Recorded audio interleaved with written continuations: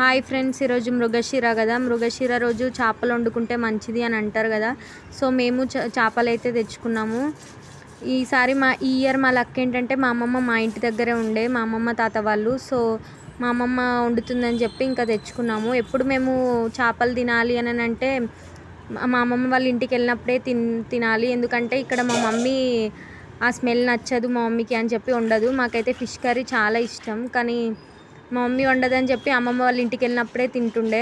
కానీ ఈ ఇయర్ మా అమ్మమ్మ ఇక్కడే ఉండడం వల్ల మాకైతే చాలా లక్కీ. ఎందుకంటే తను వండింది టేస్ట్ అయితే సూపర్ ఉండే, యమ్మీగా ఉండే, చాలా బాగుంది. అవి ఎంత క్లీన్ చేసినా బయట మనకు నచ్చదు కదా. సో మా అమ్మమ్మ మళ్ళీ ఇంట్లో క్లీన్ చేసి నీట్గా వండింది, చాలా యమ్మీగా ఉండే.